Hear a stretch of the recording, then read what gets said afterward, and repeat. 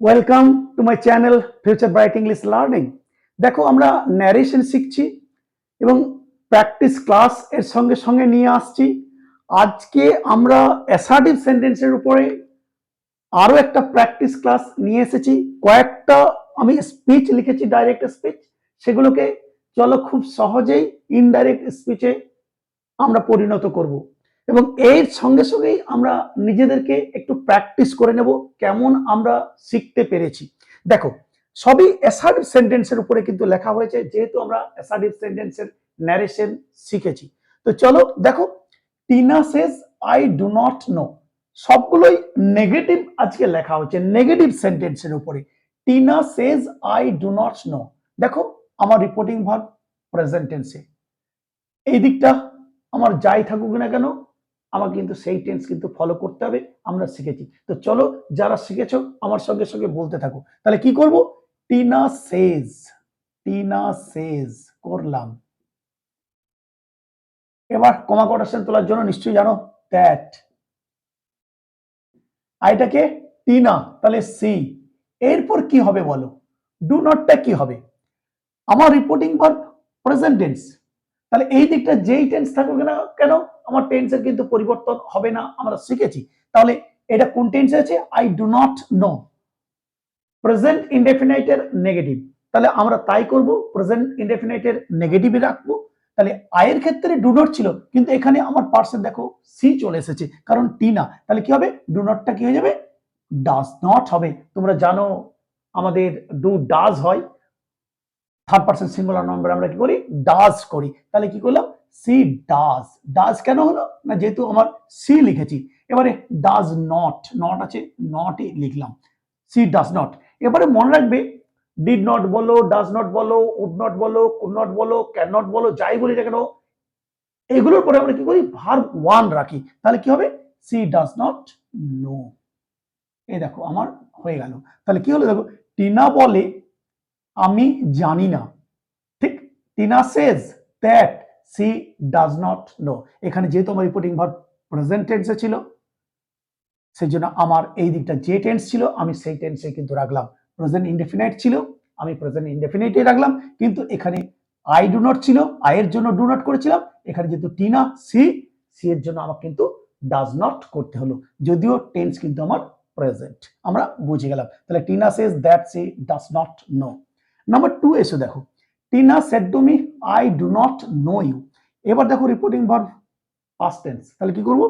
টিনা, মনে আছে said to জায়গায় টোল্ড, টিনা টোল্ড মি। এবার দ্যাট, দ্যাট আইটাকে টিনা সি, দ্যাট সি। এবার দেখো আমার কি আছে? রিপোর্টিং ভার্ব পাস্ট টেন্স থাকলে এই দিকটা আমার যদি প্রেজেন্ট টেন্স থাকে আমাকে সেটাও কিন্তু পাস্ট টেন্সে করতে হবে। তাহলে আই ডু নট আছে, তাহলে কি করব? এটাকে পাস্ট টেন্স কি করব? সি ডিড নট, দুটা ডিড করে নিলাম, পাস্ট টেন্সে করে নিলাম। I I do not, C did not. এবারে ডিড এর পরে আমি বলেছি তো ভার্ব ওয়ানই থাকবে, সি ডিড নট নো। আর এটা কিন্তু নিউ হবে না, মনে রাখবে, যেহেতু ডিড নিয়ে নিয়েছি সেজন্য এটা কিন্তু ভার্ব ওয়ানই কিন্তু থাকবে, সি ডিড নট নো। এতদূর পর্যন্ত আমরা খুব সুন্দর বুঝতে পারলাম। Tina told me that C did not know. Did not কেন হলো না? বিকজ আমার রিপোর্টিং ভার্ব পাস্ট টেন্স আছে, সেই জন্য এইটা আমার প্রেজেন্ট টেন্সে ছিল, প্রেজেন্ট ইনডেফিনাইটে ছিল, এটাকে আমি কি করলাম? এটাকে পাস্ট ইনডেফিনাইট আমাকে করতে হলো, আমার রিপোর্টিং ভার্ব পাস্ট টেন্স হয়। এবার আমি করেছি। এবার দেখো, টিনা আমাকে বললো আমি তোমাকে জানি না বা চিনি না, তাহলে ইউটা কে? আমাকে বলেছে, দেখো আমাকে বলেছে, তাহলে C did not know me. এইগুলো একটু বুঝতে হবে, কাকে বলেছে, কোন পার্সন কাকে বলছে। এই দেখো, টিনা বলেছে আমাকে, তাহলে তোমাকে চিনি না, আমি তোমাকে চিনি, তোমাকে বলতে কে? না আমাকে বলেছে, সেজন্য এই ইউটা হয়ে গেল মি। এইগুলো একটু ভালো করে দেখে নেবে।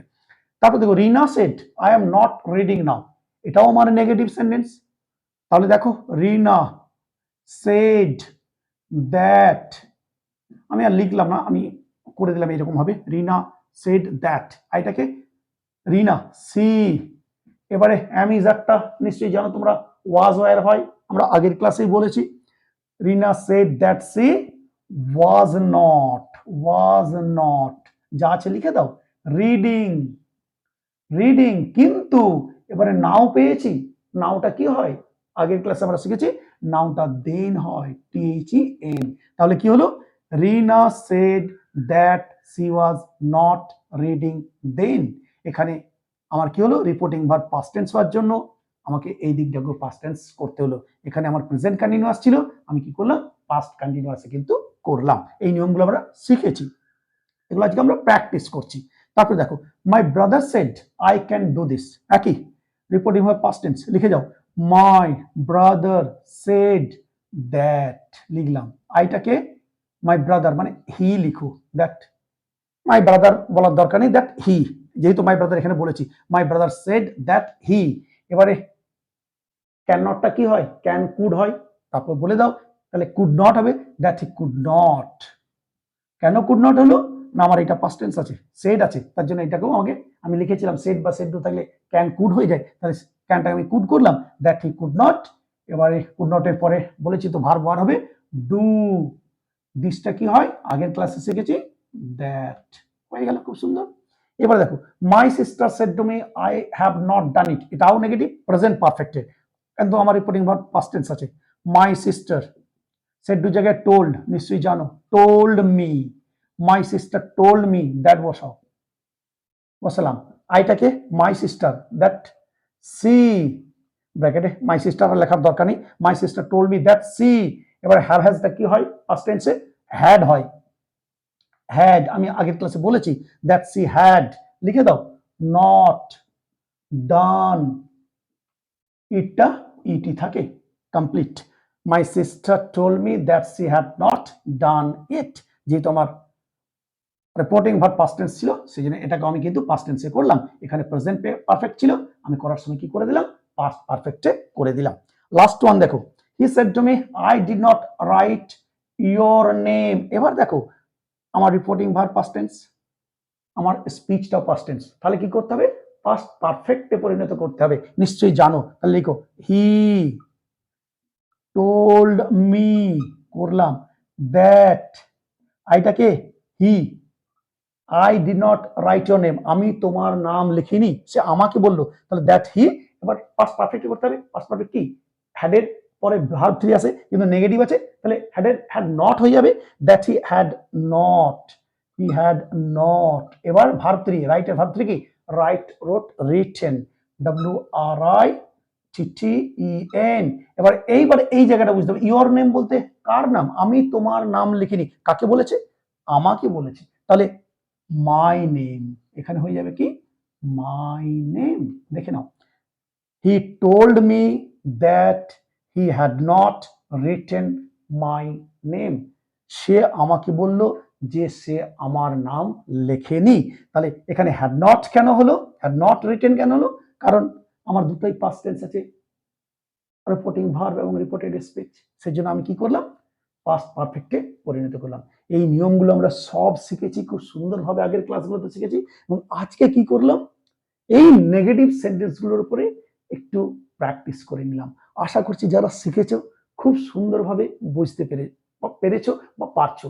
দেখো এই ধরনের ন্যারেশন পরীক্ষাতে খুব পড়ে, ভালো করে দেখে নাও আর প্র্যাকটিস করতে থাকো। তো চলো এরকম প্র্যাকটিস ক্লাস আরো নিয়ে আসবো, এবং সঙ্গে সঙ্গে আমাদের কিন্তু এই শেখার ক্লাসগুলো কন্টিনিউ করব। আজকে এই পর্যন্তই, সবাই ভালো থেকো, আবার দেখা হবে পরের ভিডিওতে। Till then, good bye from everybody.